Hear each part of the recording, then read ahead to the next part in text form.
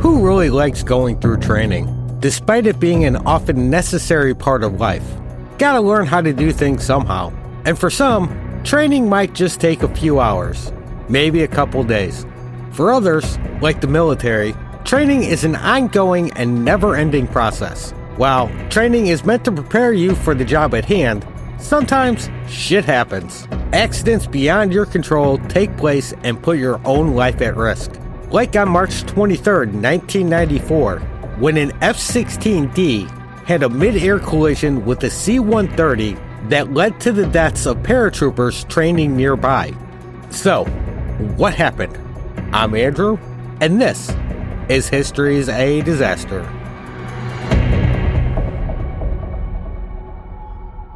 Tonight, we're flying into the Green Ramp disaster. The worst peacetime training accident on American soil took place at Pope Air Force Base in 1994. Tonight's episode is brought to you by Sunstopper 4000. With its new patent-pending formula, Sunstopper 4000 SPF 400 will not only protect you from the sun's nasty rays and prevent you from burning up in the mid-afternoon sun, but it'll keep you cool during the worst of the heat.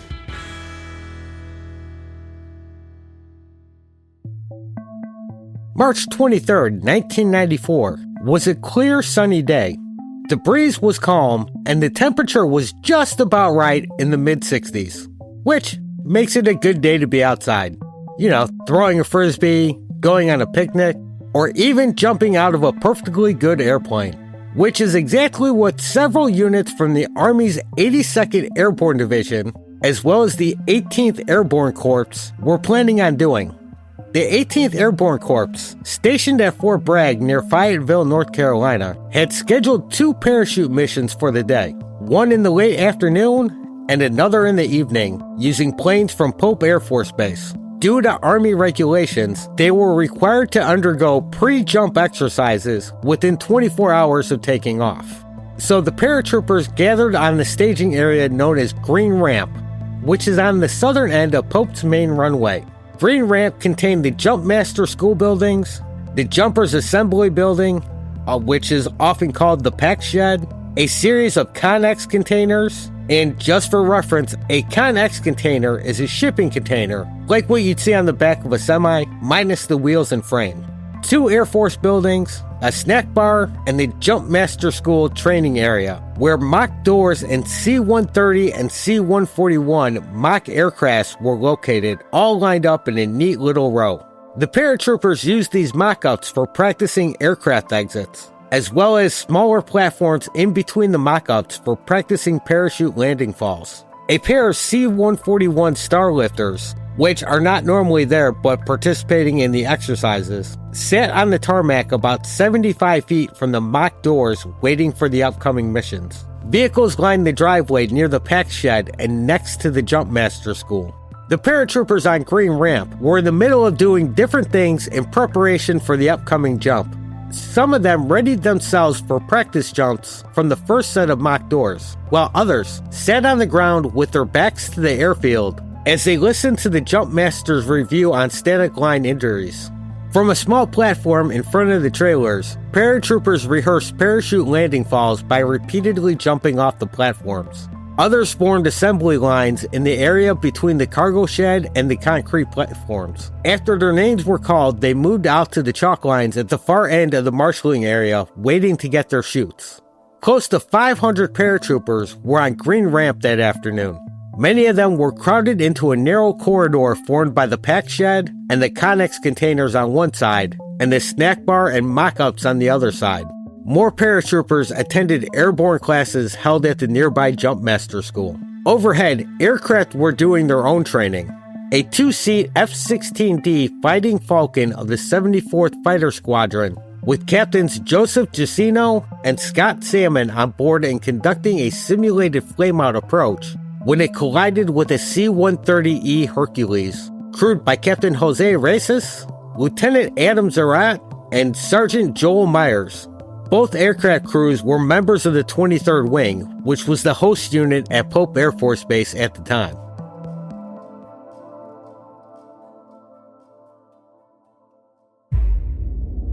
The aircraft were on final approach to runway 23 at about 300 feet above ground level. The nose of the F-16D sliced through the C-130E's right elevator. Upon impact, Captain Jacino applied full afterburner to try to recover the plane, but the F-16 had already started to come apart around them, throwing debris on the runway and the road that ran around it. With no other options, they ejected, but the F-16, still flying on full afterburner, continued on towards Green Ramp. The C-130 crew was able to get away from the airfield and check to ensure it could safely land. While the C-130 crew knew they were most likely struck by the F-16, they had no idea what happened or how bad it was. After checking everything out, they returned to Pope and landed on the debris-littered runway. While the pilots from the F-16 made it safely away, the wreckage that had been their plane continued on and plowed into a C-141's right wing on the ground. This collision punctured the fuel tanks, causing both planes to explode in flames as searing hot metal debris and 55,000 gallons of aviation fuel was thrown across the tarmac. The ensuing fireball combined with the wreckage from the F-16 that was still traveling onwards, right towards Green Ramp, and the hundreds of paratroopers gathered there. The 75-foot wide fireball scattered the paratroopers at Green Ramp as it approached. As the fireball burst through the treetops, many of them began to run towards the fence at the end of the marshalling area. There was an earthen berm there that ran parallel to the fence that they used to duck behind for cover. Some braced themselves behind the metal containers for protection. Others ran in the opposite direction. In the narrow confines of the Green Ramp, there was not a lot of options to choose from. Some would find safety, most, however, did not. Troopers who hit the ground and rolled made out better than those who tried to outrun the fireball. Those that ran were either too slow, got tripped up by equipment littering the yard, or just had no place to go. Those lucky enough to come out of it unharmed would come to the aid of the injured. All around, groups gathered around the injured to try to help them, trying to put out fires on the injured and checking to see if they were still alive. Others were running around in half panic, half dazed, looking for someone to help or something to do. Paratroopers rolled on the ground to smother the flames on them. The Green Ramp had turned into a vision straight from the depths of hell. Nearby food trucks were crushed and burning. Red-hot metal debris rained down, making constant pinging noises as they hit the mock-ups and containers. Smoke filled the area, further obscuring their view. The roar of the flames is a constant reminder of the danger. Once the fireball passed over the paratroopers, they were still not safe. Ammunition from the F-16's 20mm chain gun began cooking off in the heat. Paratroopers, many of whom were on fire, suddenly had to worry about bullets flying past. Others who had become soaked in aviation fuel unknowingly caught themselves on fire as they tried to help put out the flames covering their fellow soldiers. Since most things like their BDUs were covered in gas, they had to use water from their canteens and sand and mud to try to smother the flames. Those that could helped to start moving the injured to the guard shed, which they had named as a casualty evacuation point. Many nearby who had not been involved in the accident rushed onto Green Ramp to try to help. This included instructors from the Jumpmaster School, medics from the Special Forces, members of Fort Bragg's 44th Medical Brigade, who just happened to be training nearby, and others who just happened to be in the parking lot. The fireball never reached them, but they saw what happened and ran to help.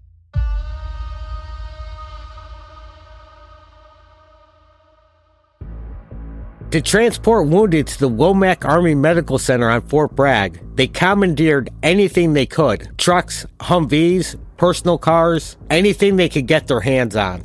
Everyone who either had witnessed the explosion or were nearby tore apart the Jumpmaster School to make leaders of plywood, doors, and metal strips for the victims. They grabbed anything they could use to move people. Using the makeshift leaders, they dragged people to the waiting vehicles that had been rounded up and were loaded down with as many of the injured as they could fit. All of the injured who were still alive would be taken to Womack's main hospital within 45 minutes of the accident. The base's contingency planning allowed firefighters to get there quickly. When the first alarm sounded, Pope Air Force Base firefighters were at the crash within 2 minutes and were battling fires within 3. Fort Bragg and Cumberland County firefighters arrived at Pote's fire station within 15 minutes. A new mutual aid program set up by the military and civilian fire chiefs helped get the fire departments there quickly. After the Pope dispatcher called the county dispatcher requesting help, the dispatcher just had to hit a few switches, which would send out the calls to the fire departments. Since military and civilian firefighters use similar equipment, the firemen could hook up to each other's systems and work together. Fort Bragg's ladder truck linked hoses with a fire truck from Spring Lake Fire Department. Together, they poured foam and water on the C-141 to keep its fuselage from going up. Within 20 minutes, the aircraft was under control. To stop the second C-141 from going up, the maintenance crews towed the Starlifter 300 yards away. Other fire engines put out fires around the base. The combined efforts of 5 fire trucks succeeded in putting out the fires within 50 minutes of the crash.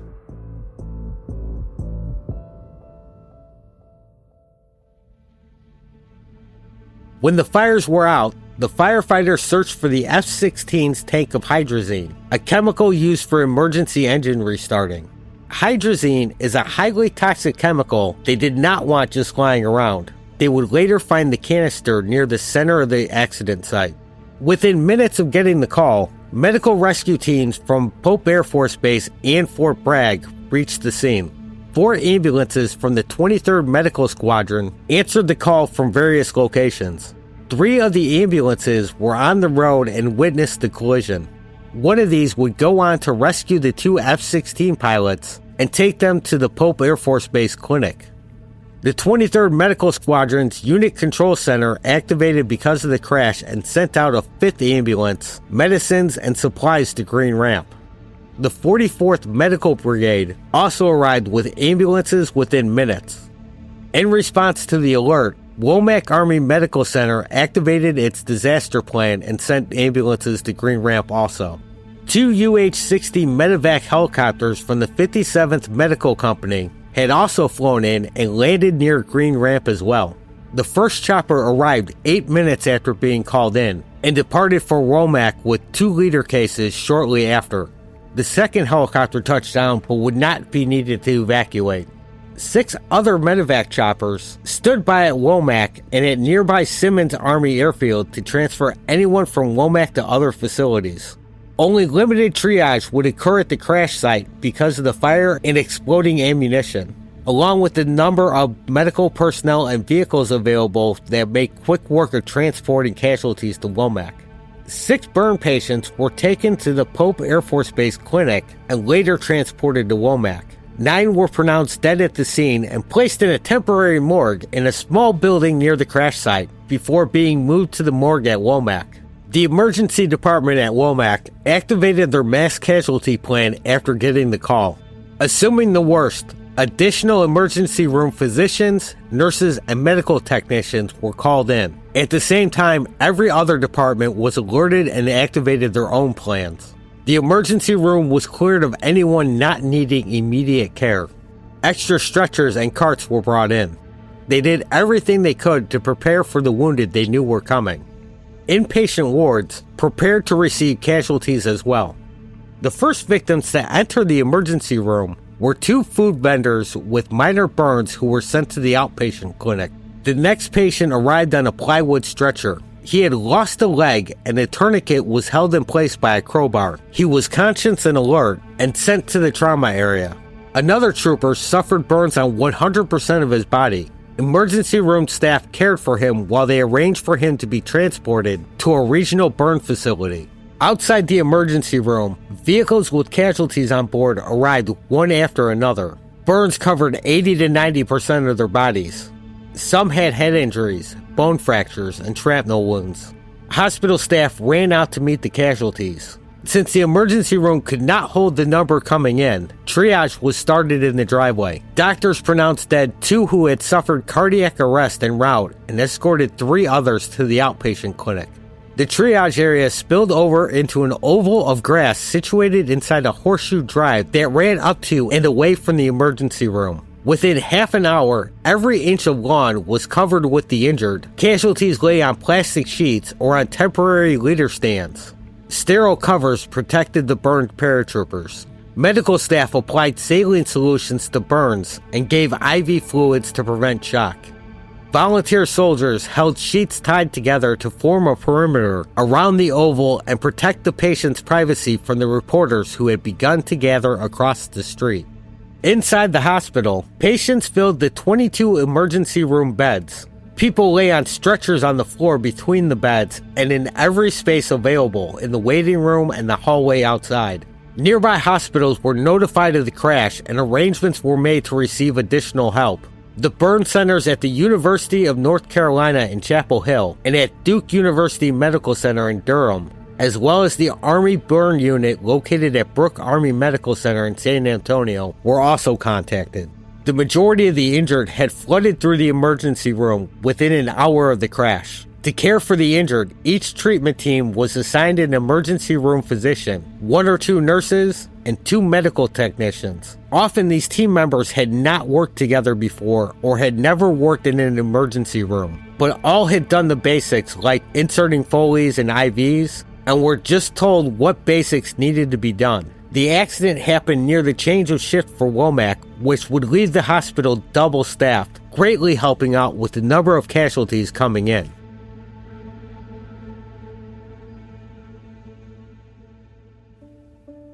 During triage, trauma casualties were given cervical collars to provide support and anesthesia specialists to check airways. Because burns caused lung damage and throat injury, intubation became necessary for many patients. Roughly 40 casualties were intubated and placed on ventilators sometime during their treatment. Because 28 patients needed ventilation simultaneously, the hospital was able to get additional ventilators from the 28th Combat Support and 5th Surgical Hospitals. All the casualties were given IVs and medication. Most patients also received initial burn treatment, mainly just the application of ice, saline, and Silvadine to burned areas, followed by escherotomy, which is an incision around burns required to restore blood flow to the involved limbs. Casualties were being triaged to intensive care units within 10 minutes of the accident. In response to the emergency, medics showed up from all different units. Fort Bragg's 44th Medical Brigade came out in full force, sending the staff of its on-site 28th Combat Support Hospital and 5th Surgical Hospital to help. Brigade and battalion surgeons of the 82nd Airborne Division volunteered their services, as did the medical personnel of all troop medical clinics which had closed down. Special Forces medics, who were trained to operate independently in smaller operations, assisted treatment teams by starting central lines and intubating patients, along with medics from Fort Bragg's Joint Special Operations Command, along with Army nursing students who had stepped up and started to help out. 300 volunteers had made their way to Womack to offer assistance. People worked together and everybody pitched in. Nobody argued. Rank was forgotten as everyone worked side by side to help out. There wasn't a job too small or too little for everybody there. Teamwork notwithstanding, the absence of two-way radios in the triage and emergency rooms made communicating with other parts of the hospital difficult. To get around this, supervisors visited the emergency room often. EOC and pharmacy personnel were stationed in the emergency areas as well. The ER staff relied on verbal contact to obtain supplies or to let the operating rooms or intensive care units know that patients were on their way to them. Despite the lack of radios, supplies were readily available upon request. The pharmacy also stationed teams in intensive care units, operating rooms, and wards to ensure medications got there. The triage and emergency room areas were cleared of patients within 2 hours and admitted to the next level of care. During those 2 hours, the hospitals treated and admitted 45 casualties, transported burned and traumatized patients to operating rooms, and moved burned but not traumatized soldiers to intensive care units. While the triaging was going well, the large number of patients slowed down the process of selecting people to be evacuated by air to burn centers or for retention at Womack for further stabilization.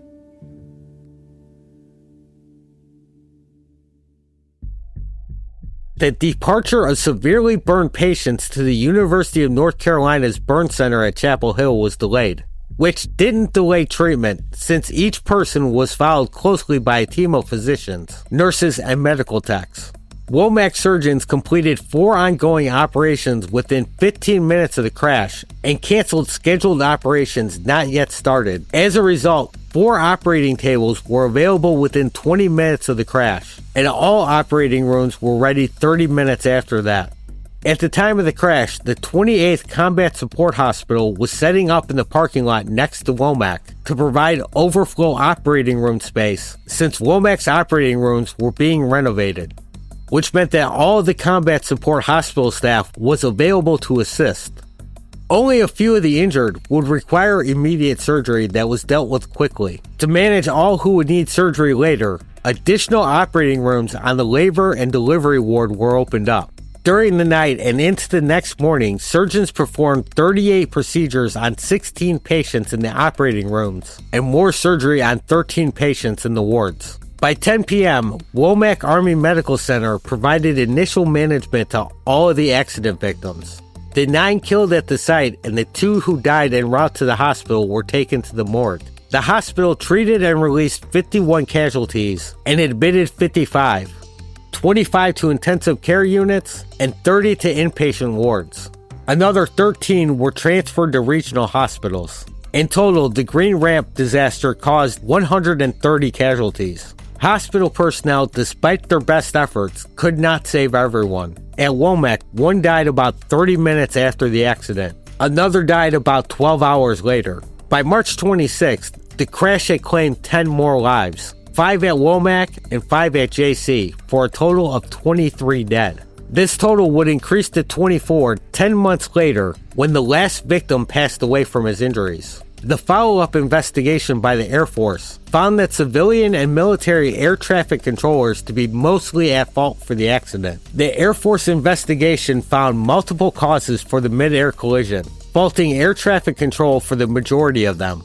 Although the F-16 pilot was partly to blame because he did not see and avoid the C-130, as required by Air Force regulations. The pilot testified that he did not see the C-130. However, after the control tower had made him aware of its presence, he began executing a low approach when the collision occurred. 2 Air Force officers involved in the crash would be relieved of duty and transferred to other jobs. 3 enlisted men were also disciplined. A later investigation would go on to state that pilot error by the F-16 pilot also contributed to the crash, but no disciplinary action was taken against them. And that was the Green Ramp disaster. Thanks for listening. If you liked the show, please consider leaving a rating or review on your app of choice. And you can always reach out to the show at historiesofdisaster@gmail.com. with questions, comments, or suggestions, as well as following the show on social media, like Facebook, Instagram, YouTube, whatever. And share the episode. Your friends will love it. And pet a penguin. Jump out of an airplane. Chase that dream. Live for today, because tomorrow is never guaranteed. Thanks and goodbye.